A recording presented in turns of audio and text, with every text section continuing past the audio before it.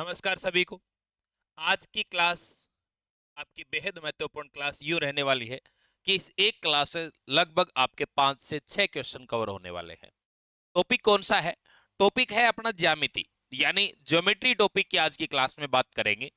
Geometry की, जिसके मैं आपको 30 क्वेश्चन करवाने वाला हूं नए पैटर्न के, जिसके अंदर सुमेलित वाले भी आ गए, पीवाईक्यू भी आ गए, कथन कांड वाले सारे क्वेश्चन आ गए।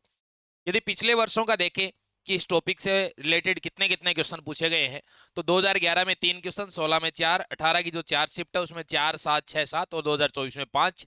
तो अपन ये मान के चल सकते हैं कि 5, 6 या 7 क्वेश्चन यहां से पूछ सकता है इसे एक छोटी सी क्लास से। ठीक है, तो अपन करें शुरुआत बिना किसी प्रकार से अपने समय को जाया हुए। शुरुआत करते हैं इस क्लास की। आप भी मेरे साथ बने रहिएगा, शानदार तरीके से इस टॉपिक को पूरा क्विक रिवीजन करते हैं। ठीक है, परीक्षा का ज्यादा समय नहीं बचा है। इसमें आपको ये नहीं कि कोई मैं बहुत बड़ी बड़ी क्लासेस डाल रहा हूँ, छोटी छोटी क्लासेस सही समय पे डाली जा रही है। इन क्लासेस को यदि आप देख के जाएंगे तो बहुत बेहतरीन तरीके से, बहुत बढ़िया तरीके से आप पेपर के अंदर प्रदर्शन करेंगे। ठीक है, आइए पहला क्वेश्चन लेता हूं। पहला क्वेश्चन ये रहा।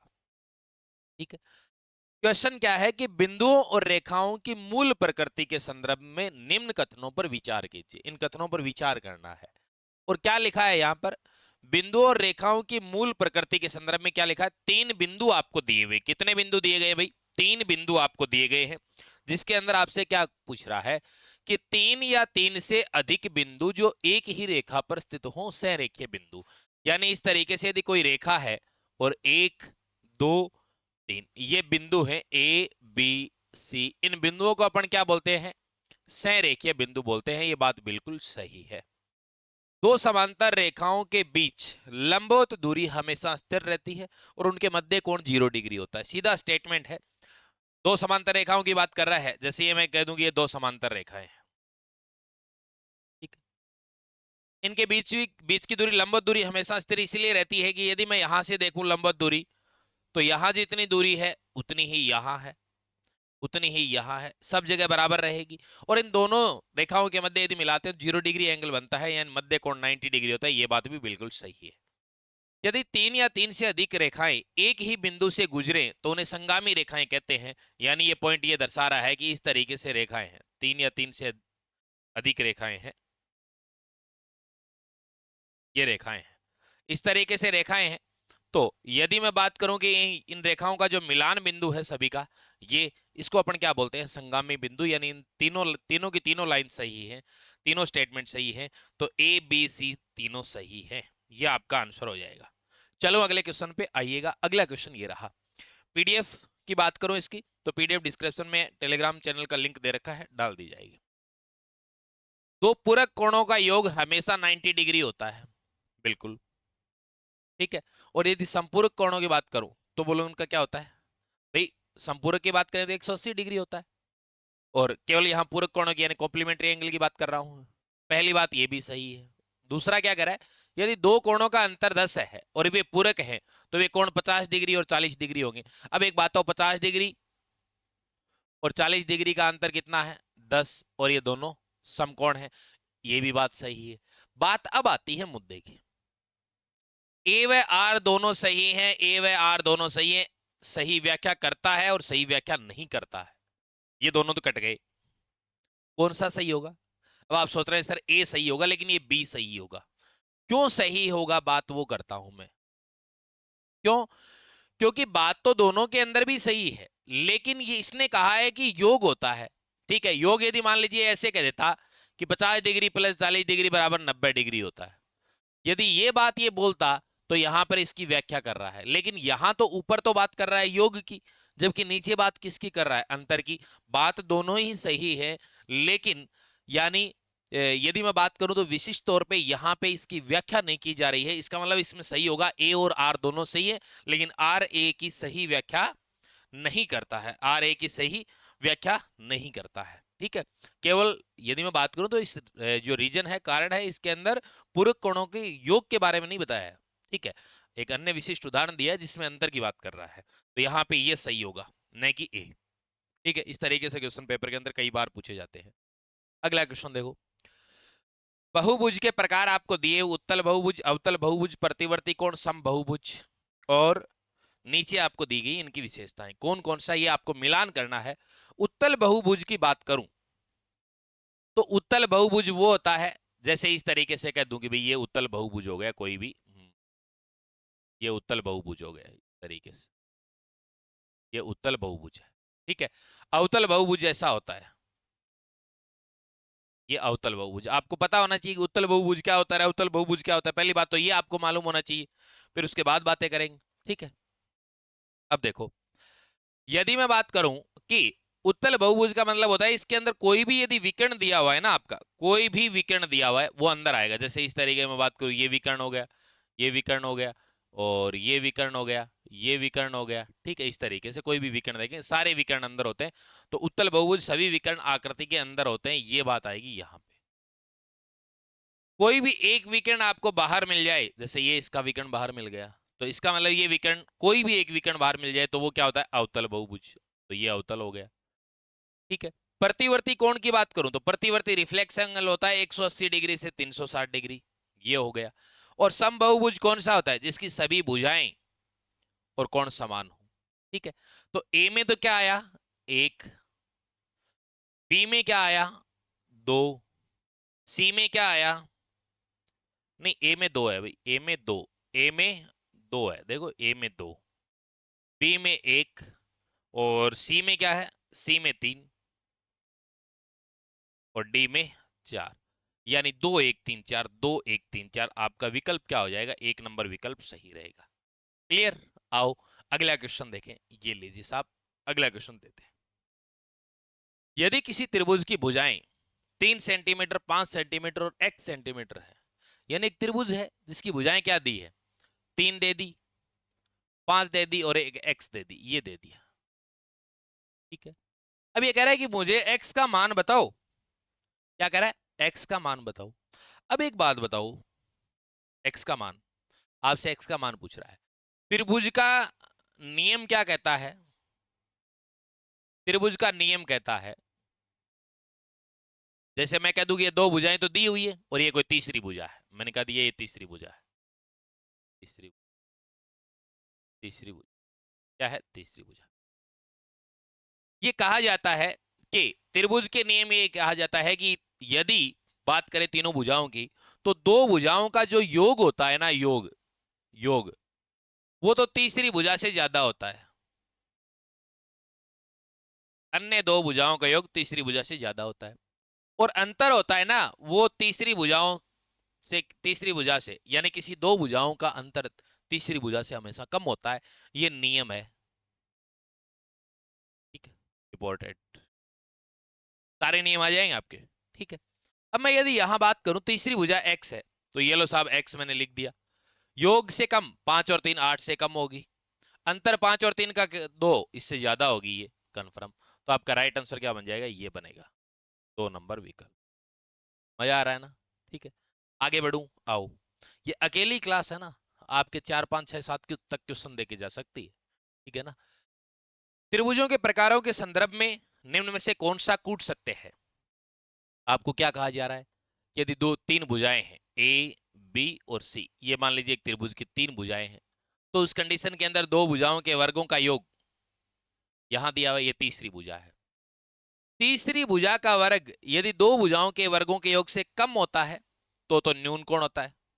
ठीक है, और तीसरी भुजा का यदि ज्यादा होता है तो अधिक कोण होता है। और यदि ये होता, यदि यहां ये होता ए स्क्वायर प्लस बी स्क्वायर बराबर सी स्क्वायर होता, तो बोलो कौन सा त्रिभुज होता, आपको मालूम होना चाहिए, समकोण त्रिभुज होता, समकोण त्रिभुज होता। आप पढ़ते नहीं हो क्या, आप पढ़ते नहीं हो क्या पाइथागोरस प्रमेय, पाइथागोरस प्रमेय, पाइथागोरस प्रमेय, इसके अंदर क्या बताया जाता है, आधार स्क्वायर प्लस लंब स्क्वायर बराबर क्या होता है, आधार स्क्वायर प्लस लंब स्क्वायर बराबर कर्ण स्क्वायर, तो वही बात यहाँ है। ठीक है, तो इसका मतलब ये बात भी सही है, ये बात भी सही है, समकोण त्रिभुज में सबसे बड़ी भुजा कर्ण होती है, ये बात भी सही है, तो तीनों सही है, ये लो। ठीक है, इसमें थोड़ा सा ध्यान रखने का तरीका बताऊं, तीसरी भुजा का देख लिया करो, तीसरी भुजा का वर्ग कम है तो मतलब कम मतलब न्यून कोण, ज्यादा है तो अधिक कोण, बराबर है तो समकोण। ठीक है, ऐसे ध्यान में रख लेना। आगे आओ अगला। किसी त्रिभुज के कोणों का अनुपात 2:3:4 दिया गया। सबसे बड़े कोण का, सबसे बड़े कोण के बाह्य कोण, एक्सटीरियर एंगल की बात कर रहा है। यदि मैं बात करूं ये 2 3 4 है, ठीक है, तो यदि मैं बात करूं 3 और 2 5 4 9, 9 यूनिट बराबर कितना रखूंगा, 180 डिग्री रखूंगा, क्योंकि एक त्रिभुज के तीनों कोणों का योग 180 डिग्री होता है, ठीक है। एक यूनिट की वैल्यू क्या आ जाएगी, आप कहेंगे सर एक यूनिट की वैल्यू तो कितनी आ गई, 20 डिग्री आ गई। देन ओके, एक यूनिट की 20 डिग्री। तो आप जरा मुझे ये बताओ, एक 20 दूए 40 डिग्री होगा या नहीं होगा, एक 20 तीय 60 डिग्री होगा या नहीं होगा, एक 20 4 80 डिग्री होगा या नहीं होगा, 80 डिग्री होगा या नहीं होगा। ये आ गए अंदर के कोण, यानी जिनको मैं बोलता हूं इंटरनल एंगल, यानी अंतः कोण। क्या आ गए, अंतः कोण। अब ये क्या कह रहा है, सबसे बड़े कोण का बाह्य कोण, बाह्य कोण बताओ। तो आप पढ़ते हो ना, अंतः कोण प्लस बाह्य कोण का योग कितना होता है, 180 डिग्री होता है। सर ये 180 डिग्री होता कैसे, जैसे मैं कह दूं कि ये एक त्रिभुज है, ठीक है। अब यदि मान लीजिए मैं इनका बाह्य कोण बनाना चाहूं तो इस तरीके, मान लीजिए मैं कह दूं कि ये 70 डिग्री है, तो बोलो ये बाह्य कोण कितना होगा, 110 डिग्री। यदि मैं इसको और आगे बढ़ाऊं तो मैंने कहा कि ये 60 डिग्री है, तो बोलो ये कितना होगा, 120 डिग्री, ठीक है। और मैं कह दूं ये 50 डिग्री है, तो बोलो इधर से भाई इस तरीके से एक तरफ या तो ऐसे ऐसे बढ़ाते जाओ या फिर ऐसे ऐसे बढ़ा दो, तो बोलो ये कितना होगा, 130 डिग्री। बात समझ में आई।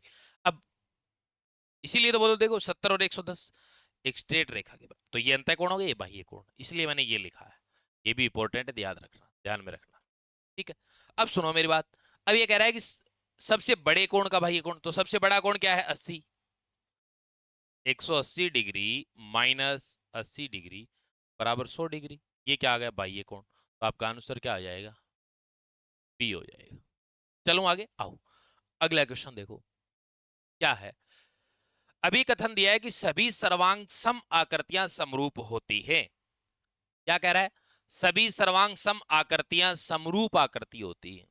सर्वांग सम का मतलब ये हो गया प्रॉपर, पूरा पूरा कवर करे। क्या करे, पूरा पूरा कवर करे, यानी एज इट इज। जैसे मैं बात करूं कि एकदम डिट्टो, एकदम डिट्टो की बात कर रहा हूं, किसकी बात कर रहा हूं, एकदम डिट्टो की बात कर रहा हूं, तो ये बात भी सही है, ठीक है। अगला क्वेश्चन क्या है, सॉरी कारण क्या दे रखा है, समरूप आकृतियों का आकार, समरूप जो आकृतियां होती हैं उनका आकार समान होता है, बिल्कुल होता है, लेकिन माप समान होना आवश्यक नहीं है। भाई समरूप आकृतियां हैं, जैसे मैं कह दूं कि ये आकृति है, ये आकृति, ये क्या है, समरूप है। और यदि मैं सर्वांग सम की बात करूं तो मैंने कहा कि ये सेम डिट्टो ऐसा का ऐसा, जो यानी एक दूसरे को ढक ले, तो ये क्या है, सर्वांग सम, सर्वांग सम। तो इसका मतलब ये समरूप की बात कर रहा है यहाँ, और समरूप की यहाँ इस कारण में व्याख्या भी कर रहा है कि समरूप आकृतियां होते हैं, उनका आकार तो समान होता है लेकिन उसका क्षेत्रफल समान हो ये आवश्यक नहीं होता, यानी माप समान हो, माप की जगह क्षेत्रफल बोल दे तो भी एक ही बात है। तो इसका मतलब ये दोनों सही है, और इसकी व्याख्या भी कर रहा है, तो ए और आर दोनों सही है, आर ए की सही व्याख्या कर रहा है। आपका आंसर रहेगा ये। एक क्वेश्चन के अंदर बहुत सारी चीजें एग्जामिनर आजकल पूछने का प्रयास करता है, ठीक है। चलो आगे आओ, अगला क्वेश्चन। सर्वांग सम के नियमों के संदर्भ में कौन सा युग्म सर्वांग समता सिद्ध करने हेतु पर्याप्त नहीं है। अब सुनो मेरी बात, आपको मालूम होना चाहिए सर्वांग समता के नियम और समरूपता के नियम, यानी तीनों भुजाएं बराबर हो तो सर्वांग सम, ये बात बिल्कुल सही है। दो भुजाएं दे दे और एक बीच का कोण दे दे, एंगल दे दे, बिल्कुल, यानी साइड दे दे, दो साइड दे दे और एक एंगल दे दे, ये बात भी सही है। आरएचएन समकोण दे दे, कर्ण दे दे, भुजा दे दे, ये बात भी सही है, लेकिन ये नियम नहीं है। ये नियम किसका है, यह समरूपता का नियम है, समरूपता का नियम है। ये अपन सर्वांग समता में पढ़ते ही नहीं है, समरूपता का नियम है।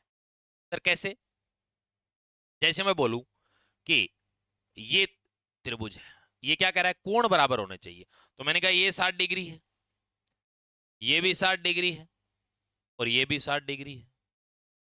और यदि मान लीजिए मैं ऐसे बोल दूं कि ये एक मेरे पास त्रिभुज है, इसका भी कोण क्या है, 60 डिग्री है, इसका भी कोण कितना है, 60 डिग्री है, इसका भी कोण बोलो क्या है, 60 डिग्री। ये सर्वांग सम है क्या, नहीं है। ये तो बोलो क्या है, समरूप है, बोलो क्या है, समरूप, कोई फिक्स नहीं है। शेप सिर्फ समान है, शेप एक जैसी है, तो इसका मतलब ये क्या है, समरूप। तो ये जो आपका आंसर जो आपका रहेगा ये सी रहेगा। क्यों? क्योंकि ये समरूपता के नियम को दर्शाता है। चलो आगे आओ, अगला क्वेश्चन। एक त्रिभुज के केंद्रक द्वारा, किसकी बात कर रहा है, त्रिभुज के केंद्रक सेंट्रोइड द्वारा क्षेत्रफल विभाजन के तार्किक क्रम को व्यवस्थित करें।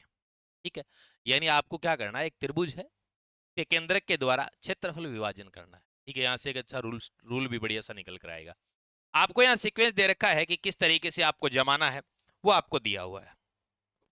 अपन किस तरीके से जमाएंगे वो देखते हैं। ठीक है, यहां पे देखेंगे कि त्रिभुज की 3 माध्यिकाओं को खींचना। अब देखेंगे पहले कि कौन कौन से दे रखे हैं। त्रिभुज की 3 माध्यिकाओं को खींचना, माध्यिकाओं के प्रतिच्छेदन बिंदु केंद्रक जी की पहचान करना, केंद्रक द्वारा त्रिभुज को 6 समान भागों वाले, समान क्षेत्रफल वाले भागों में बांटना, शीर्ष से भुजा की दूरी का 2:1, क्योंकि अपन जानते हैं कि माध्यिका की जो शीर्ष वाली है वो 2 होती है, बाकी 1 होता है, 2:1 में होता है। अब अपन सबसे पहले क्या करेंगे भाई, अपन ने एक त्रिभुज बना लिया, ये स्टेप इसमें है ही नहीं। ये जो है ना, ये रचना संबंधी है, त्रिभुज की रचना संबंधी है ये, जो आप 7वीं 8वीं क्लास के अंदर देखेंगे तो आपको पता चलेगा, रचना संबंधी। एक 7वीं 8वीं क्लास के अंदर आपको लगता है त्रिभुजों की रचना, ठीक है ना, वो है। ठीक है, अब सुनो, ये अपन ने त्रिभुज बना लिए जो कि इस 4 स्टेप में है ही नहीं। ठीक है, यदि एक स्टेप होता कि पहले त्रिभुज का निर्माण करें तो वो पहला स्टेप होता। ठीक है, मैंने ये कर दिया ए, बी और सी। अब ये क्या कर रहा है कि भी त्रिभुज की 3 माध्यिकाओं, यदि आप माध्यिकाओं से कोई क्षेत्रफल वितरित करके बता रहे हैं तो सबसे पहले आपको माध्यिकाएं खींचनी पड़ेगी। आपने कहा कि सर अब मैंने तो क्या संभव त्रिभुज ही बना रखा है पहले से ही, तो कोई दिक्कत नहीं है, ये बना दिया और ये मैंने माध्यिकाएं खींच दी। तो इसका मतलब पहला स्टेप ये है, फर्स्ट। अब माध्यिकाओं का जो प्रतिच्छेदन बिंदु है ये मैंने बता दिया भाई, जी से इसको अंकित कर दिया कि ये केंद्रक है, तो इसका मतलब ये सेकंड स्टेप है। अब मैंने ये भी बताया कि भाई ये 2 है, ये 1 है, ये 2 है, ये 1 है, ये 2 है शीर्ष वाला, ये शीर्ष इधर रह गया, ये 1 है। ठीक है, तो इसका मतलब ये थर्ड स्टेप हो गया। अब मैं बताऊंगा कि ये जो केंद्रक है ना, ये सब कुछ है समान भागों में विभाजित कर रहा है। ठीक है, कितने भागों में विभाजित कर रहा है, समान 6 समान भागों में विभाजित कर रहा है। ठीक है, जैसे मैं कहूँ कि 1 2 3 4 5 6, ये क्या है, त्रिभुज के 6 समान भाग हैं। इसका मतलब ये लास्ट में स्टेप आएगा, तो बोलो ये क्या होगा, फोर्थ।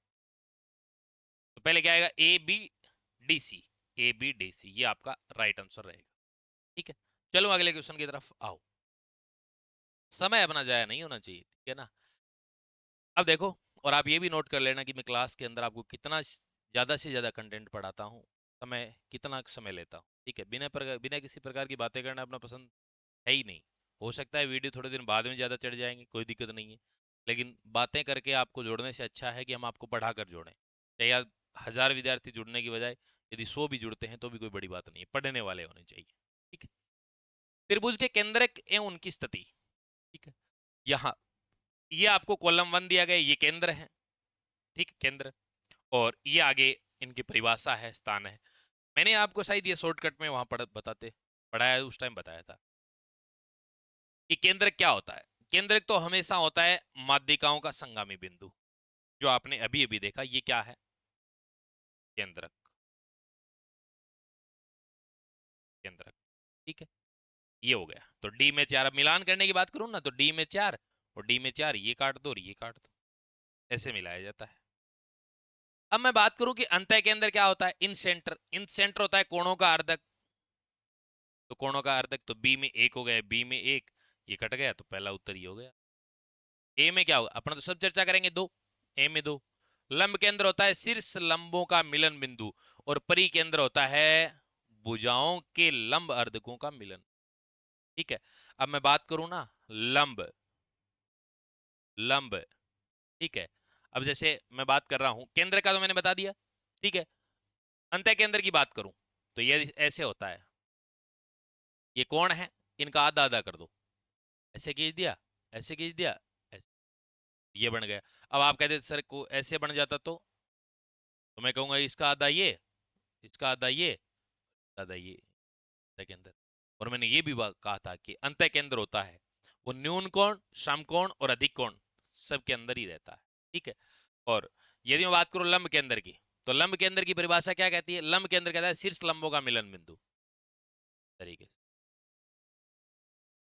ये सामने या लंब होना चाहिए, ये सामने लंब होना चाहिए, ये लंब होना चाहिए। और यदि मैं बात करूं किसकी, परिकेंद्र की, परिकेंद्र का मतलब ये है कि इस भुजा के ऊपर अर्धक भी होना चाहिए और लंब चाहे ऐसे डालो। ठीक है। अब जैसे यहाँ खींच दिए, बोले आधा ये है और यहाँ पे इसके ऊपर लंब डाल रहे हैं, ऐसे सिर से जाए या नहीं जाए। अब जैसे इसका मैंने कह दिया आधा ये है और यहाँ से खींचेंगे ऐसे, ये परिकेंद्र। ठीक है। बात समझ में आ गई होगी। तो आपके इस क्वेश्चन के अंदर राइट आंसर जो रहेगा वो आपका क्या रहेगा? 1 नंबर विकल्प रहेगा। चलो अगले क्वेश्चन में आओ, ये रहा आपका अगला क्वेश्चन। अगला क्वेश्चन आपका क्या कहता है? चलो आगे आइए। क्वेश्चन है कि समांतर चतुर्भुज के गुणों के बारे में कौन सा कथन असत्य है? अब पहले तो आपको मालूम होना चाहिए सर समांतर चतुर्भुज कैसा होता है।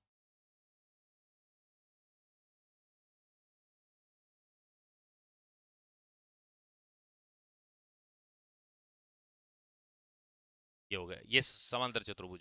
मैंने इसको डिनोट किया, ए कर दिया, बी कर दिया, सी कर दिया, डी। सम्मुख भुजाएं समांतर होती हैं, बिल्कुल समांतर होती हैं, बराबर होती हैं। ठीक है, ये बात। सम्मुख भुजाएं बोला है मैंने, सम्मुख भुजाएं समांतर होती है, बराबर होती है।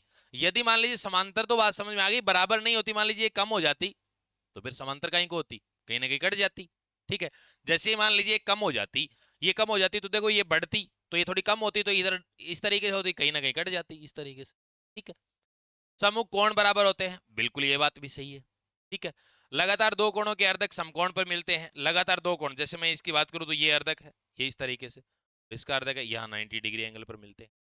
विकर्ण एक दूसरे को 90 डिग्री पर काटते हैं, ये बात गलत है। ठीक है, ये बात गलत है। तो आपका आंसर ये हो जाएगा।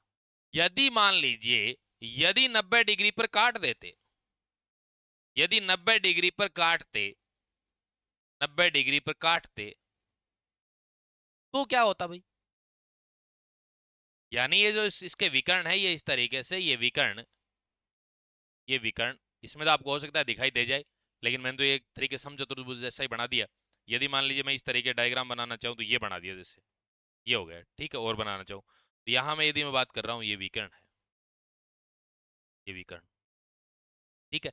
ये विकर्ण यहाँ सम है क्या? ठीक है। यदि मान लीजिए मैं बात करूं कि ये विकर्ण यहां यदि 90 डिग्री पर काट देता, तो वो सम चतुर्भुज बन जाता। और सम चतुर्भुज बन जाता, क्या बन जाता? सम चतुर्भुज। और जैसे ही सम चतुर्भुज बनता या 90 डिग्री पर काटते, तो सभी भुजाएं बराबर भी हो जाती। सभी भुजाएं क्या हो जाती? सभी भुजाएं बराबर हो जाती, बराबर होती। बात समझ रहे हो? सभी भुजाएं क्या होती? बराबर होती। जैसे इस मैं बात करूं, मान लीजिए मैं ये कह दूं ये सम चतुर्भुज है, ऐसे, और मैंने ये कहा कि ये क्या है? समांतर चतुर्भुज है। ये क्या है? समांतर चतुर्भुज। अब यदि मैं बात करूं कि ऐसा, तो यहाँ 90 डिग्री एंगल अपने मान लिया कि ये समचतुर्भुज है, एक समांतर, तो इसके अंदर भुजाएं बराबर होती। भुजाएं बराबर होती तभी तो, अब जैसे भुजाएं मान लीजिए इस तरीके से फैल रही है, बड़ी होती, तो यहाँ कोण 90 डिग्री बनता है क्या? नहीं बनता। और यदि वह बराबर हो जाती तो ये ना क्या बन जाता? 90 डिग्री एंगल बन जाता। तो फिर क्या हो जाता? सम्मुख भुजाएं समांतर, सम्मुख भुजाएं समांतर बराबर की जगह क्या हो जाता? सभी भुजाएं समांतर और बराबर है। सभी भुजाएं समांतर भी है और बराबर भी है। तो ये यहाँ सभी कब लगता? जब समचतुर्भुज होता। बात समझ में आ गई होगी आगे? आइए अगला क्वेश्चन। ये कह रहा है कि आयत और समचतुर्भुज, आयत और समचतुर्भुज के गुणों पर विचार करें। अब मैं यदि मैं बात करूं ना, आप दो चीजें ध्यान करना। एक तो आप पढ़ते हो समांतर चतुर्भुज, समांतर चतुर्भुज, ठीक है। एक पढ़ते हो आप समचतुर्भुज, समचतुर्भुज। इनकी कहीं ना कहीं थोड़ी बहुत पटरी पटरी बैठेगी ना, तो इसकी तो वर्ग के साथ बैठेगी और इसकी आयत के साथ बैठेगी, ये ध्यान रखना थोड़ा सा। सिर्फ फर्क इतना ही रहेगा कि समांतर चतुर्भुज के अंदर प्रत्येक कोण, डिफरेंस यानी फर्क, फर्क क्या होता है इनके अंदर, और इसमें फर्क क्या होता है? इन दोनों में फर्क यही होता है साहब। क्या होता है? कि प्रत्येक, प्रत्येक को, प्रत्येक कोण 90 डिग्री, 90 डिग्री वर्ग में तो होता है, वर्ग में तो होता है, लेकिन लेकिन समचतुर्भुज में नहीं होता। यानी प्रत्येक कोण है ना, बस फर्क इसमें इतना ही है। यानी वर्ग में तो, वर्ग यदि अपन जब बनाते हैं तो इस तरीके से बनता है, ठीक है, कि एक सर प्रत्येक कोण 90 डिग्री 90 डिग्री 90, और इसमें बनाते हैं तो अपन ऐसे कर देते हैं बस थोड़ा, ये हो गया, ये 90 डिग्री नहीं होता। आयत के अंदर यदि बात करते हैं तो इस तरीके से बनाते हो, ये लो, और आयत को थोड़ा सा पिचका दूं मैं ऐसे, आयत को थोड़ा सा मैं पिचका दूं, अरे भाई, आयत को मैं थोड़ा सा इस तरीके से पिचका दूं, ये लो, ठीक है, तो ये क्या होगा समाधान। अब वर्ग है, वर्ग को यूं दबाएंगे ना तो क्या बन जाएगा, वर्ग को ऐसे दबाते ही क्या बन गया, प्रत्येक कोण 90 डिग्री नहीं बचा, वो समचतुर्भुज बन गया। और आयत को यूं थोड़ा सा दबाते ही, कंप्रेस करेंगे, कंप्रेस करते ही वो आयत किस में बदल गया, समांतर चतुर्भुज में। बात समझ में आ गई। तो यहां क्या होगा, प्रत्येक कोण, प्रत्येक कोण 90 डिग्री आयत में तो होता है, आयत में तो होता है, लेकिन लेकिन लेकिन किसमें नहीं होता, लेकिन समांतर चतुर्भुज में। बस ये थोड़ा सा ध्यान रखना, आपके बहुत सारे कॉन्सेप्ट क्लियर, समांतर चतुर्भुज,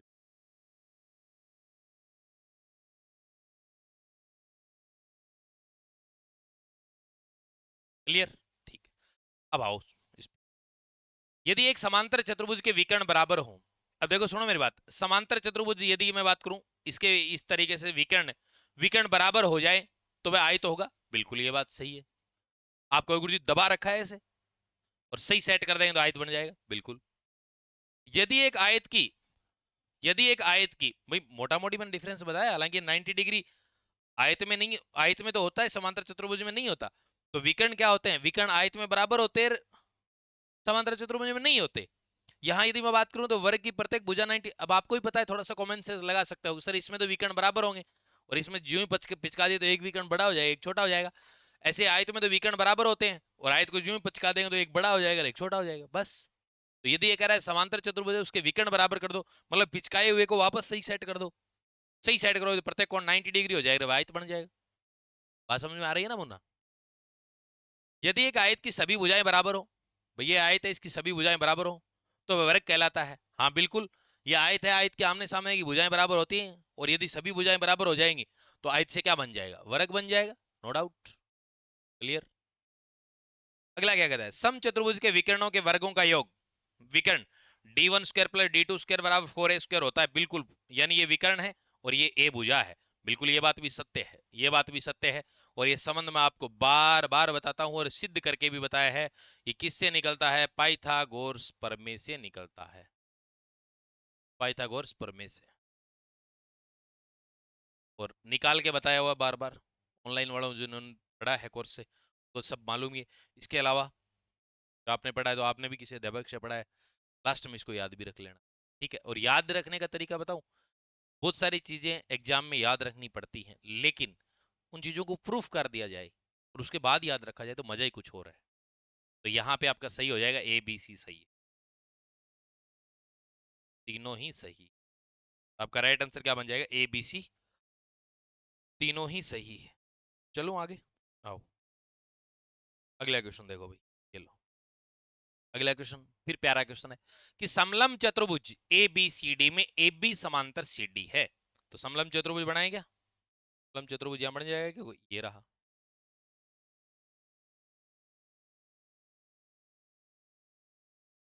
मैंने ये समलम चतुर्भुज बना, ठीक है, इस तरीके, ये लो, ठीक है। ये कह रहा है समलम चतुर्भुज ए बी सी डी है, मैंने कहा कि ये ए है, ये बी है, और ये सी है, और ये डी है, क्लियर। ए बी समांतर सी डी, हाँ बिल्कुल ए बी समांतर सी डी मैंने रखा है, ये समांतर का चिन्ह होता है। यदि विकर्ण ए सी और बी डी के मध्य बिंदु, विकर्ण खींचते हैं, चलो विकर्ण खींच, विकर्ण खींच देते हैं, ये विकर्ण है ए सी, ठीक, और ये विकर्ण है बी डी, खींच दिया मैंने विकर्ण, ठीक है। एसी और बीडी के मध्य बिंदुओं को मिलाने वाली। अब जैसे मैं बात करूं कि यहाँ एसी और बीडी के मध्य बिंदु, जैसे मैंने एसी का मध्य बिंदु भाई यही तो होगा, ठीक है, और बीडी का मध्य बिंदु कहाँ होगा, यहाँ होगा, लगभग लगभग मान लो। ये कह रहा है ये पी क्यू ज्ञात करनी, ये पी क्यू ज्ञात, ये कह रहा है। तो यदि आप मान लीजिए मैंने इसको कहा कि मध्य बिंदुओं को मिलाने वाली रेखा पी क्यू की लंबाई, तो पी क्यू की जो लंबाई है ना, ये पी क्यू ये होगी क्या, इन दोनों भुजाओं का अंतर। बोलो क्या होगा, अंतर होगा। तो A B minus C D, A B minus C D बटे, ठीक है। दूसरी बात, एक अच्छी बात और बताने जा रहा हूं, इसका मध्य बिंदु लगभग ये होगा। बात समझ में आ रही है क्या, मैंने कहा लगभग ये होगा और मैंने मिला दिया ये, ठीक है। और यदि मान लीजिए मैं यहां इनका पी क्यू नाम रखता हूं, ये पी और ये क्यू, और ये क्या है, असमांतर भुजा। भाई एडी और बीसी तो असमांतर ही है, असमांतर भुजाओं, भुजाओं के मध्य बिंदु, मध्य बिंदु पी व क्यू ये है। और यदि यहां से आप यदि पी क्यू देख रहे हैं, तो आप उस कंडीशन के अंदर क्या करेंगे, जो समांतर भुजाएं हैं A B plus C D बटे 2 करना है, ये आएगा, ठीक है। यहां बोलो अपन ने क्या किया, यहां समांतर भुजाओं, समांतर भुजाओं, समांतर भुजाओं का अंतर, अंतर बटे 2 क्या है, कब, जब विकर्णों की बात करें। और असमांतर भुजाओं के मध्य बिंदुओं की बात करें, तो समांतर भुजाओं का योग, समांतर भुजाओं का योग, का योग और बटे 2, क्लियर। तो यहां क्या हो जाएगा, A B minus C D, ये तो क्या है, विकर्णों के मध्य बिंदु के बीच की दूरी, और A B plus C D बटे 2 है, ये क्या हो जाएगी, असमांतर भुजाओं के मध्य बिंदुओं के बीच की दूरी जो पी क्यू है। बात समझ में आ गई होगी, ठीक है। चलो आगे आओ, अगला क्वेश्चन। अगला क्वेश्चन क्या कह रहा है, एक वर्त की त्रिज्या 13 सेंटीमीटर है, केंद्र से एक जीवा की दूरी 12 सेंटीमीटर है। बड़ा अच्छा और बड़ा प्यारा प्रश्न है। देखो, यदि मैं कह दूं कि भाई ये एक वर्त है, ये लो, मैंने कहा कि ये एक वर्त है, वर्त बना दिया। अब ये क्या कह रहा है कि एक वर्त की त्रिज्या 13 सेंटीमीटर है, यदि मैं कह दूं कि भाई ये वर्त का सेंटर पॉइंट है, केंद्र से एक जीवा की दूरी 12 सेंटीमीटर, यदि मैं कह दूं कि एक जीवा खींचनी है मुझे, मैंने कहा कि भाई जीवा, मैंने ये खींच दी, ये जीवा है, क्लियर, ठीक है, ये जीवा खींच दी। अब ये क्या कह रहा है कि केंद्र से एक जीवा की दूरी 12 सेंटीमीटर है, केंद्र से, तो इसका मतलब केंद्र ये है, और इससे जो दूरी है ना, ये सीधी लंबवत दूरी होती है, ठीक है ना। ये कितनी है, 12 सेंटीमीटर। और त्रिज्या, तो आप जरा मुझे ये बताओ, ये त्रिज्या ही तो होगी, और ये कितनी है, 13 सेंटीमीटर, 13 सेंटीमीटर जीवा की लंबाई पूछ रहा है।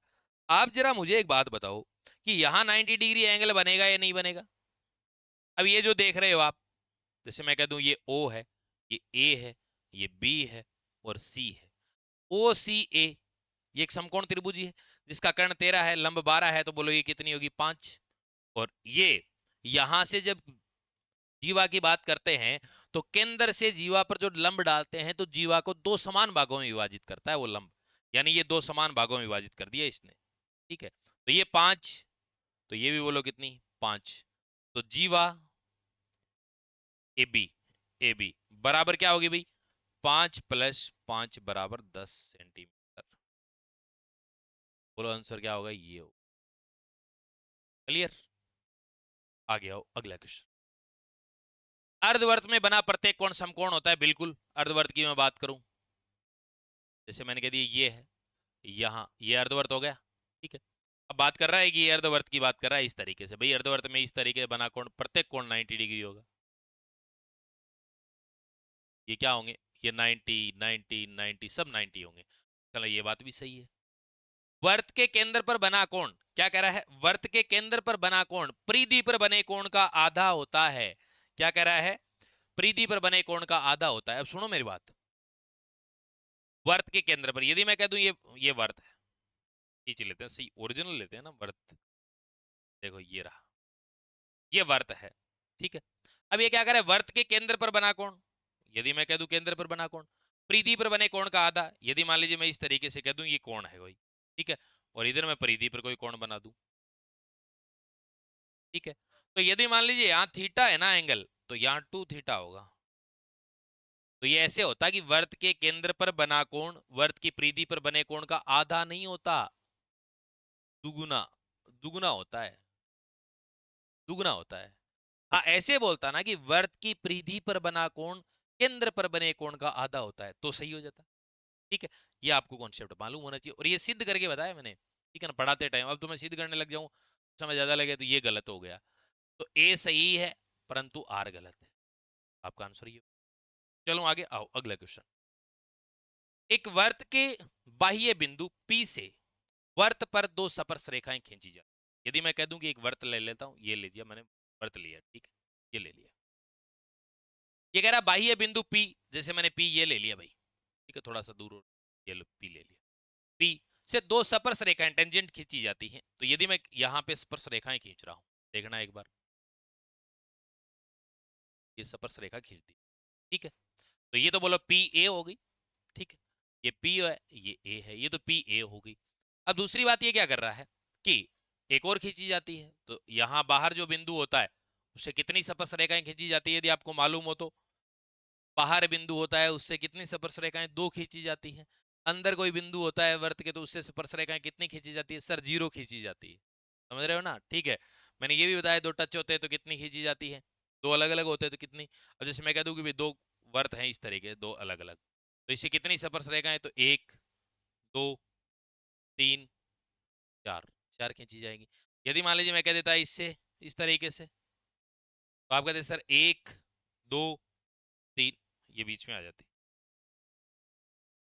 ठीक है। अब सुनो मेरे, आगे आओ, तो मैं मिटा देता हूं। अब देखिए क्या कह रहा है, ये कह रहा है कोण, ये अपन ने खींच दी, यदि ए पी बी 60 डिग्री है, ए पी बी ये कितना है 60 डिग्री है, 60 डिग्री, ठीक है, 60 डिग्री, वर्त की त्रिज्या 5 सेंटीमीटर है। यदि मान लीजिए मैं यहां इस तरीके से बोलूं, ये केंद्र बोल दिया मैंने, तो यहां से खींचूंगा तो ये 90 डिग्री होगा, कंफर्म है।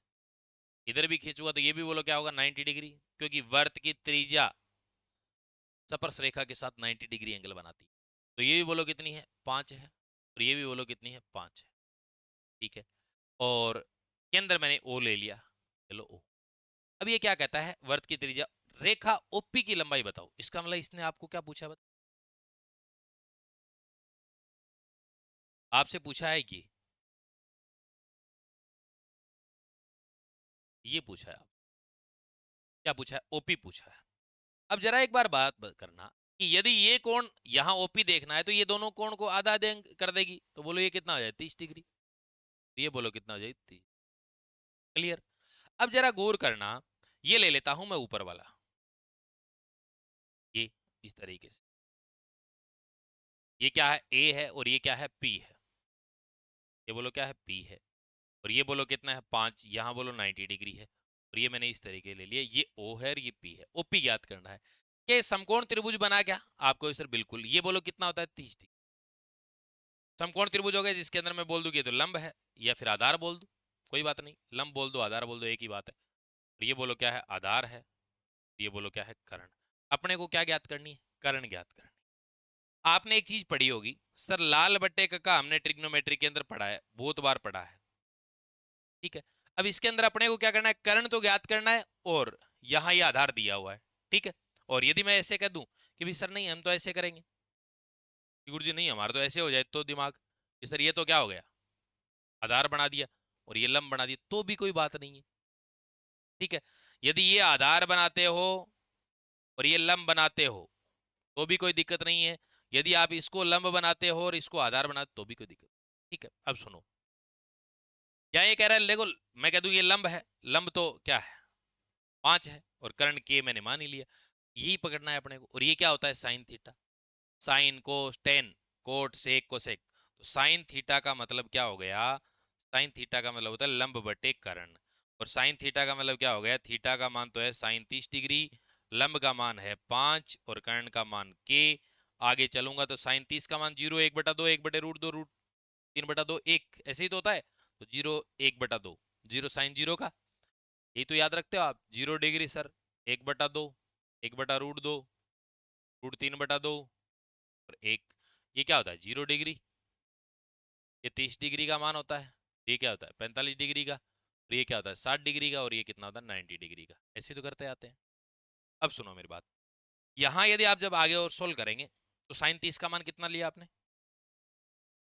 1/2 बराबर 5 ये बराबर क्या आ जाएगा 10, आंसर क्या आ जाएगा, ये रहा, ये आपका आंसर हो जाएगा। बात समझ में आई? अच्छा और प्यारा क्वेश्चन है, इंपॉर्टेंट लगा सकते हो आप इसे। वैसे तो यदि मैं बात बताऊं 30 क्वेश्चन आपके सामने लेके आया हूं, तो 30 के 30 ही इंपॉर्टेंट है अपने, ठीक है। तो ये क्या हो जाएगा, बी हो जाएगा इसमें, ठीक है। चलो आगे, आओ अगला क्वेश्चन लेते हैं।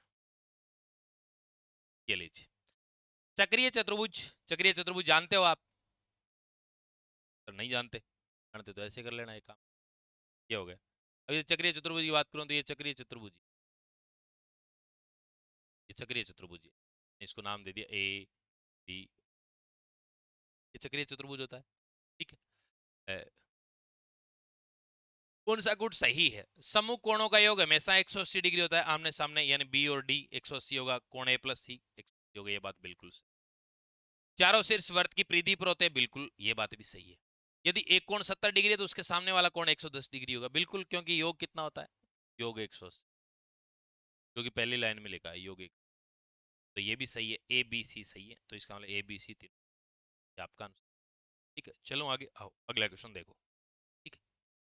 देखिए, दो वर्तों की त्रिज्याएं हैं R1 और R2, उनके केंद्रों के बीच की दूरी है D, उनकी उभयनिष्ठ अनुसपर्श रेखा एंड डायरेक्ट कॉमन टेंजेंट की लंबाई ज्ञात करने का सूत्र बताओ। अब सुनो, यदि मैं कहता हूं कि मेरे पास दो त्रिभुज हैं, ये हो गया एक तो, और एक मैं कह दूं ये हो गया, ठीक है, और मैं कह दूं कि दूसरे कलर में ले लेता हूं, एक मेरे पास ये हो गया, ठीक है, और एक मेरे पास, मैंने ऐसे दो लिए जिनकी ये अलग अलग। अब यदि मैं बात करूं ना, तो ये इस तरीके से कि इसका ये हो गया पॉइंट, और ठीक है, यहाँ पर यदि मैं करना चाहूँ तो लाइन ले लेते, ठीक है, ये मैंने लाइन ले ली, ये केंद्रों के बीच की दूरी, ठीक है। मैं यहाँ पे देखूंगा तो कह दूंगा इसके के अंदर ये ले ले, दो चीजें साथ में बता, ताकि आपके हर एक कॉन्सेप्ट अच्छे से क्लियर हो। क्लास का मतलब ये होता है कॉन्सेप्ट क्लियर होना चाहिए। अब देखो, अब यदि मैं बात करूं ना कि अनुसपर्श रेखा, अनुसपर्श रेखा की बात करता हूं, यानी एक साइड इस तरीके, ये है अनुसपर्श रेखा, ठीक है। और यदि मैं बात करूं उभयनिष्ठ अनुसपर्श रेखा, एक मैं बात करता हूं उभयनिष्ठ तिर्यक स्पर्श रेखा की बात कर रहा हूं, किसकी, तिर्यक, तिर्यक मतलब ट्रांसवर्सल, टेढ़ी होनी चाहिए, ठीक है। तो तिर्यक की बात करूंगा तो ये तिर्यक है,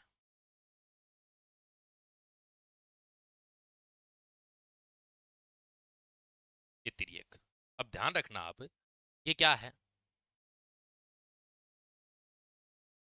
ये है उभयनिष्ठ अनुसपर्श, उभयनिष्ठ अनुसपर्श रेखा, अनुसप, ठीक है। और ये क्या होती है, उभयनिष्ठ अनुसपर्श यानी एक तरफ, और ये क्या होती है तिर्यक, ट्रांसवर्सल यानी टेढ़ी, तिर्यक स्पर्श रेखा की लंबाई क्या होती है, कि यहां पर उभयनिष्ठ अनुस्पर्श रेखा की लंबाई आपसे पूछा जा रहा है, और एक क्या पूछा जा रहा है, अभिनिष्ठ उभयनिष्ठ तिर्यक स्पर्श रेखा, ये मैं आपको मेरी तरफ से बता रहा हूं। तो किस तरीके से करेंगे, इसका जो आंसर होता है वो होता है ये, सर कैसे, ये होगा इसका आंसर, ये इस तरीके under root, under root, under root के अंदर क्या है डी स्क्वायर, डी यानी दोनों केंद्रों के बीच की दूरी, माइनस त्रिज्याओं R1 माइनस, देखो R1 माइनस ये R2 है, ऐसे R1 माइनस, स्क्वायर नहीं है ये, ठीक है ना, R1 माइनस R2, और फिर बाद में इसका स्क्वायर है, ये डी स्क्वायर, ठीक है। तो अंडर रूट केंद्रों के बीच की दूरी माइनस त्रिज्याओं का अंतर और उसका स्क्वायर, और यदि मैं बात कर दूं कि उभयनिष्ठ तिर्यक स्पर्श रेखा की, तो ये हो जाएगा बीच में क्या आएगा, प्लस ही तो आएगा, यानी D1 स्क्वायर माइनस ये हो जाएगा, देखो बीच में प्लस आएगा, सिर्फ इतना ही अंतर है। ये क्या है, उभयनिष्ठ तिर्यक स्पर्श रेखा, यानी डी स्क्वायर यानी दोनों केंद्रों के बीच की दूरी माइनस उन त्रिज्याओं के योग का अंतर। अब योग क्यों होता है, अंतर क्यों होता है, आप भी कमेंट बॉक्स में करके बताना यदि फिर भी मालूम नहीं है। क्योंकि मैंने तो ये सारी चीजें सिद्ध करके बताई, लेकिन यहाँ यदि मैं ज्योमेट्री का एक एक पॉइंट सिद्ध करने बैठ जाऊंगा तो अकेली ज्योमेट्री को मैं 13 से 14 घंटे, लगभग 15 घंटे थ्योरी पार्ट पढ़ाता हूँ। ठीक है, आगे आओ, अगला क्वेश्चन। ठीक है, चलो आगे आओ। सुमेलित करना है।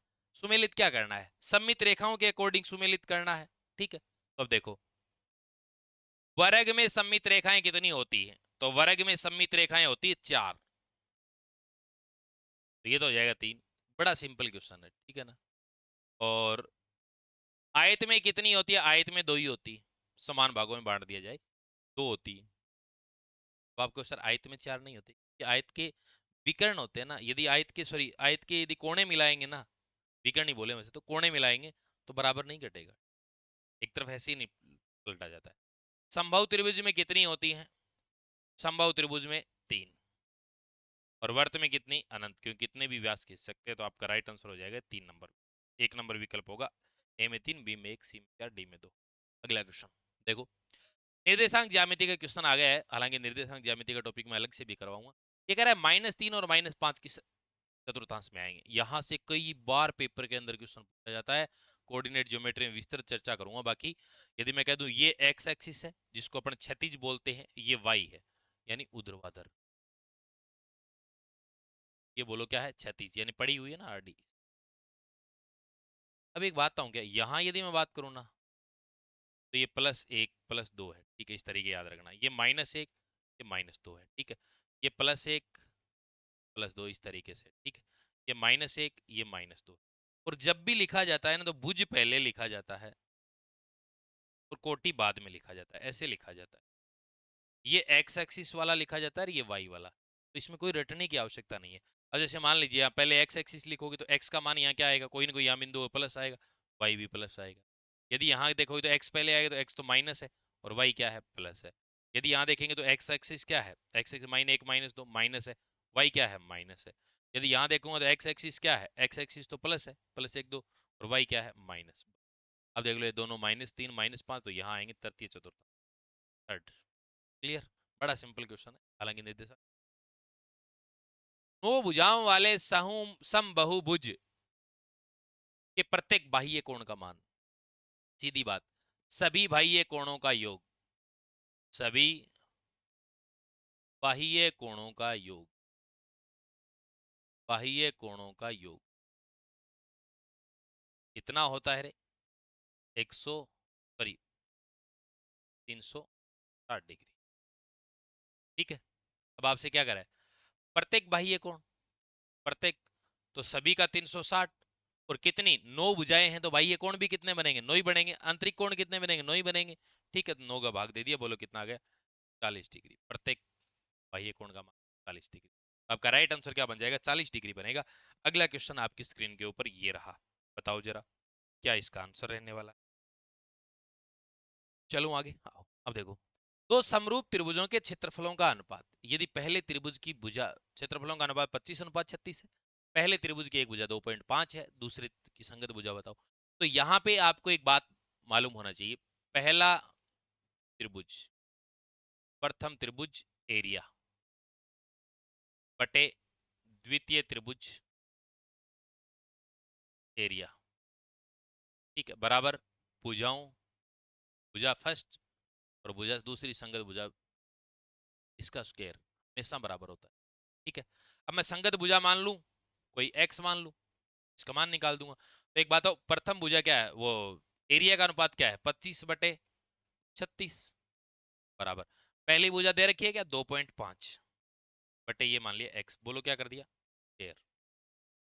ये स्क्वायर यदि हटाऊंगा तो इधर रूट आएगा, तो रूट तो बोलो क्या आ जाएगा, 5/6 बराबर बोलो 2.5/x। यदि गुणा करूंगा तो x, 2.5 को इससे काटूं 2 बार, और बता ही दूं बाद में फिर गोलमाल हो जाएगा, इससे काटा 2 बार और 2 से काटा 3, x बराबर क्या आ जाएगा, x बराबर 3। अब ध्यान रखना, ये मान लीजिए आपको क्वेश्चन बड़ा आसान लगा, और आसान है भी क्वेश्चन, x बराबर 3 निकाला और 3 ला जाते ही आप 3 नंबर ऑप्शन पे क्लिक कर दिया, तो क्वेश्चन करा कराया धूल में चला जाएगा। ठीक है, जब नोट अनुस्वर यदि आपके आ जाए, अनुस्वर, अब पांचों ऑप्शन हो गए, 1 2 3 4 5। और मैंने पुरानी क्लासों में कभी बहुत पहले कहा था पांचों विकल्प तो आ जाए है। मैंने कहा एक ऐसा विकल्प भी दिया जाए जिसमें एक आ जाए कि हमारे बस की बात नहीं है। ये विकल्प आया है नहीं आया, बहुत पुरानी क्लास में, मतलब 2021-22 के अंदर कहा करता था। नहीं मेरी आरपीएस आरएसएस भी। ठीक है, तो अब देखिए, नोट लगा, जब भी ऐसा आ जाए तो अलर्ट हो जाए। अलर्ट, ठीक है, अलर्ट होने का मतलब ये, कोई ये नहीं ताबड़तोड़ भी से नहीं करना। अलर्ट होने का मतलब ये कि जैसे इसका उत्तर 3 आया, आदमी मान लीजिए भूल कर देता है कि उत्तर 3 आया है, ओमार शीट में 3 लगा देता है, तो साथ साथ में भरते हैं, बाद में भरने वाला भी करीब 3 है, उत्तर 3 है, लेकिन ऑप्शन आपका क्या है, 2 है। विकल्प पर्सन के अंदर 2 नंबर ऑप्शन में 3 दे रखे, तो ये ध्यान रखना। यदि ऐसी गलती आप कर देंगे तो यूं मान लेना कि आप दूर जा रहे हैं, किससे, सिलेक्शन से दूर जा रहे हैं। ठीक है, किसी वर्त के अंदर 2 जीवाएं, देखो वर्त की बात कर रहा है, तो ये लो अपन ने वर्त बनाया। ये क्या कर रहा है, वर्त के अंदर 2 जीवाएं, वर्त के अंदर बोल रहा है 2 जीवाएं ए बी और सी डी बिंदुओं पर। जैसे मान लीजिए मैं कह दूं कि एक जीवा ये है रे, ठीक है, मैंने ऐसे खींच दिया, ये मैंने कहा कि ये ए, ये कहा बी, मैंने कहा ये सी और ये डी, एक इस पे ओ पर प्रतीक। यदि ए ओ 4 है, क्या कह रहा है भाई, ए ओ 4 है, क्या कह रहा है, ए ओ 4, ओ बी कितना है, 6 है, बी बोलो कितना है, 6, सी ओ कितना है, 3, और ये ओ डी पूछा है, तो सीधी सी बात है, ए ओ इंटू ओ बी बराबर, ऐसे कर दो, फिर देखो सही क्रम में बताऊं, ओ ए इंटू ओ बी बराबर इनके दोनों टुकड़े ओ सी इंटू, ये होगा बस। ठीक है, अब आपसे क्या कर, ओ डी का मान है, ठीक है, मैंने ए और बी लिख दी तो भी कोई बड़ी बात नहीं, ठीक है ना।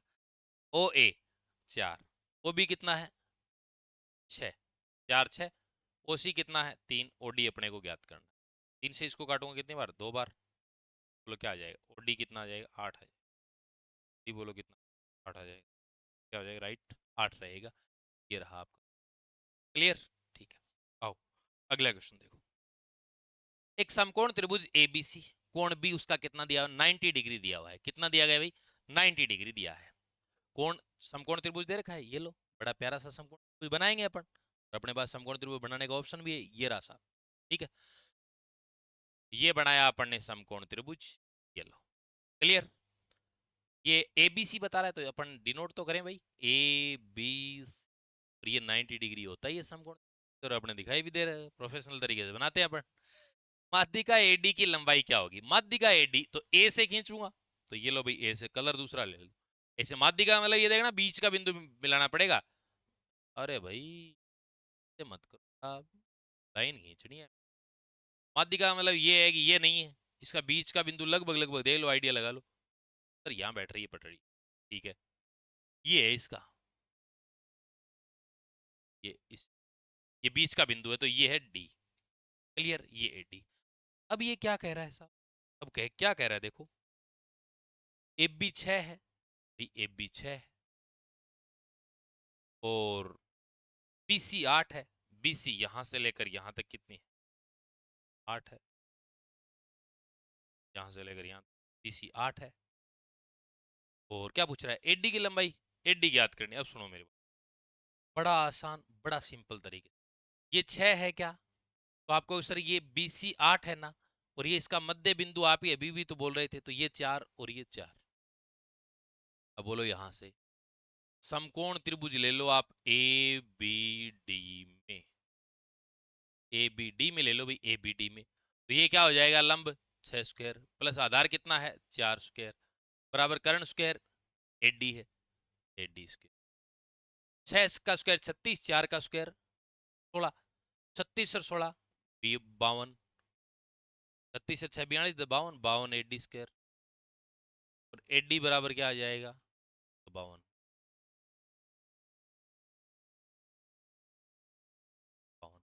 एडी बराबर क्या आ जाएगा, रूट, ये रहा आपका, मजा आया ना। ठीक, अगला क्वेश्चन देखो, ये रहा, चतुर्भुज की रचना के लिए आवश्यक न्यूनतम यदि मैं बात करूं चतुर्भुज की रचना के लिए, चतुर्भुज की रचना के लिए तो न्यूनतम कितने चाहिए? 5 अवयव, 5 अवयव ये चाहिए, ठीक है। और त्रिभुज की रचना के लिए 3 अवयव, 3 अवयव चाहिए। टोटल अवयव, टोटल कितने होते हैं? 6 होते हैं। और इसमें टोटल, टोटल कितने होते हैं? 10। सर ये अवयव निकाले कैसे जाते हैं? टोटल अवयव निकालने का तरीका होता है अवयव, कितनी भुजाएं हैं, ठीक है, कितने कोण हैं और कितने विकर्ण हैं। अवयव निकालने का तरीका ये होता है, यानी भुजा, कोण और विकर्ण। अब जैसे मान लीजिए मैं त्रिभुज की बात करूं तो त्रिभुज के अंदर भुजा 3, कोण 3, विकर्ण 0, तो 6 हो गया। यदि मैं बात करूं चतुर्भुज की तो 4 भुजा, 4 कोण, 2 विकर्ण, बोलो कितने हो गए? 10। बात समझ में आ गई? अब कौन कौन से चाहिए वो आप कमेंट बॉक्स में बताना, ठीक है। कि सर 3 भुजाएं हों, सर इसके लिए कितनी, 5 अवयव चाहिए, तो इसके भी रूल होते हैं। 3 भुजाएं, उसके बीच के 2 कोण मिल जाएं, ठीक है, आप कमेंट बॉक्स में। हाँ, अगला देखो ये रहा। अभिकथन, किसी त्रिभुज की किन्हीं 2 भुजाओं का अंतर हमेशा तीसरी भुजा से कम होता है। एक त्रिभुज जिसकी भुजाएं 3, 4, 5, ये मैं आपके लिए होमवर्क दे रहा हूं। क्यों दे रहा हूं? क्योंकि मैं आपको बता चुका हूं, ठीक है। होमवर्क दिया नहीं है ना 30 में से 30 क्वेश्चन। और कोई दिक्कत आए ना तो फिर आपके पास हेल्पलाइन नंबर जिंदाबाद है, 9812, इस पे भेज सकते हो आप, ठीक है। ये मैं आपके लिए हेल्प, वो होमवर्क दे रहा हूँ एक तरीके से। आपको होमवर्क आना भी चाहिए भाई, पता भी होना चाहिए आपको कि सर कैसे कैसे चीजें करते हैं, ठीक है। चलूँ आगे? कर सकते हो ना आप इस क्वेश्चन को, ठीक है। आओ अगला। घूर्णन सममिति के संदर्भ में आयत, घूर्णन सममिति में आयत की बात कर रहा है, किसकी? आयत। तो आयत को कितने डिग्री पे घुमाया जाए? घूर्णन सममिति का क्रम होता है किसी आकृति को जैसे घुमाएं, जैसे मैं वर्ग को कहूं तो वर्ग को आप 90 डिग्री घुमाते रहे, सेम ही दिखता रहेगा। लेकिन आयत क्या 90 डिग्री पे सेम दिखेगा? जैसे मैंने कहा ये आयत है, अब आपने थोड़ा सा 90 डिग्री पे घुमाया तो दिया, तो ऐसे आ गए, ठीक है। बोलो ये किससे? 90 डिग्री पे। और फिर और आगे घुमाया तो फिर ये ऐसे आया मूल रूप में, तो ये 90 डिग्री और घुमाया, मतलब 180 डिग्री घुमाना पड़ेगा आयत को, क्योंकि वर्ग को घुमा सकते हैं। वर्ग की घूर्णन सममिति का क्रम 90 डिग्री होता है। अगला क्वेश्चन देखो। निर्देशांक ज्यामिति के कथनों पर विचार कीजिए। एक्स अक्ष पर स्थित किसी भी बिंदु कोटि, यदि मैं बात करूं, ये निर्देशांक ज्यामिति क्वेश्चन तो आ गया, लेकिन ये अपन आगे करेंगे। और तो निर्देशांक ज्यामिति स्पेशली आपको पढ़ाऊंगा। ये कह रहा है एक्स अक्ष ये रहा, वाई ये रहा। एक्स अक्ष पर स्थित किसी भी बिंदु, एक्स अक्ष पर जैसे मैंने ये कहा ये बिंदु है, इस पर कोटि शून्य होती है, बिल्कुल, क्योंकि भुज है। भुज तो यहाँ एक्स का मान तो कोई ना कोई आएगा, और कोटि क्या होगी? 0 होगी, इसका मतलब ये बात सही है, ठीक है। मूल बिंदु के निर्देशांक 0 0 होते हैं, बिल्कुल होते हैं 0 0, यहाँ तो भुज और कोटि दोनों 0 होते हैं, ठीक है, ये बात भी सही है। वाई एक्स को क्षैतिज रेखा कहते हैं? नहीं साहब, वाई एक्स को क्या कहते हैं? ऊर्ध्वाधर रेखा कहते हैं, ऊर्ध्वाधर रेखा। एक्स एक्स को कहते हैं क्षैतिज रेखा, तो ए बी सही है, ए व बी सही है। बोलो क्या है? ए व बी सही है, ठीक है। चलो आगे आओ, अगला क्वेश्चन। बड़ा अच्छा और बड़ा प्यारा प्रश्न है, यदि आप इस क्वेश्चन को करके बताते हैं तो मुझे बड़ा गर्व होगा, ठीक है। क्या कह रहा है कि एक ही आधार और एक ही समांतर रेखाओं के बीच स्थित त्रिभुज का क्षेत्रफल उसी आधार पर बने समांतर चतुर्भुज के क्षेत्रफल का क्या होता है? आधा होता है। अरे भाई कैसे? सीधी बताऊं, देखो, समांतर चतुर्भुज का क्षेत्रफल, समांतर चतुर्भुज का क्षेत्रफल क्या होता है? भुज आधार इंटू ऊंचाई होता है। अरे होता है या नहीं होता है? यदि मैं कहूँ आधार और ऊंचाई समान है, ठीक है, आधार और एक ही समांतर रेखाओं समान है, और त्रिभुज का क्षेत्रफल होता है, तो इस कंडीशन के अंदर क्या होता है? 1/2 आधार इंटू क्षेत्रफल। सूत्र से भी कर दिया। अब देख सकते हो, ये है समांतर चतुर्भुज, इसका क्या है? आधा ही तो है। और यदि उल्टा पूछ ले तो समांतर चतुर्भुज का दुगुना होता है, ये आपका राइट रहेगा। अगला क्वेश्चन, आज की क्लास का लास्ट एंड फाइनल क्वेश्चन क्या कहता है कि एक संभव त्रिभुज के चारों केंद्र, संभव त्रिभुज के चारों केंद्र, केंद्र, लंब केंद्र, अंत केंद्र, परी केंद्र की स्थिति के बारे में सत्य क्या है? संभव त्रिभुज में ये चारों एक ही बिंदु पर स्थित होते हैं। क्या होते हैं? एक ही बिंदु पर स्थित होते हैं, ठीक है। और यदि मैं बात करूं समद्विबाहु त्रिभुज में, समद्विबाहु त्रिभुज में चारों केंद्र चारों के अंदर एक रेखा पर स्थित होते हैं, एक रेखा पर स्थित होते हैं, इस पर होते हैं, एक रेखा पर स्थित होते हैं। बात समझ में आई? मैंने आज की क्लास में आपको कितने क्वेश्चन करवाए हैं साहब? मैंने आज की क्लास में आपको कितने क्वेश्चन करवाए हैं? मैंने आपको 30 क्वेश्चन करवाए हैं। कितने क्वेश्चन करवाए हैं? 30 क्वेश्चन करवाए हैं। और 30 क्वेश्चन में मैंने पूरा का पूरा निचोड़ निकाल के पीवाईक्यू आ गए, कथन कारण वाले आ गए, सुमेलित वाले आ गए, सारे क्वेश्चन मैंने बताने का पूरा पूरा प्रयास किया है। आप यदि इस क्लास को अच्छे से देख लेते हैं तो इसका मतलब आपका वो कॉन्फिडेंस आपका उस लेवल का आना चाहिए कि सर वाकई में हमने चीजें पढ़ी हैं, हमारा रिवीजन भी हुआ है। और पेपर के अंदर ये जो मैं एलडीसी की 15 क्लासें डाल रहा हूँ ना, इन क्लासों को देखना भूल मत जाना, वरना फिर मैं ये गारंटी के साथ कहता हूँ कि पछतावा बहुत होगा। फिर बाद में सोचेंगे कि सर क्लास हम देख लेते तो काश ऐसा होता। फिर बाद में सिर्फ पछतावा बचता है, बाकी कुछ बचता नहीं है। दूसरी बात, आप मेरे यूट्यूब के कहीं भी आप वीडियो उठाकर देख लें, ना तो अनर्गल बातें करना बस, ना मैं खुद कर, ठीक है? अपन सिर्फ टू द पॉइंट चलते हैं, टू द पॉइंट मैं आपको पढ़ाने के लिए आता हूँ। ज्ञान देना है वो बातें अलग होती, ठीक है? लेकिन क्लास के अंदर देख लेना।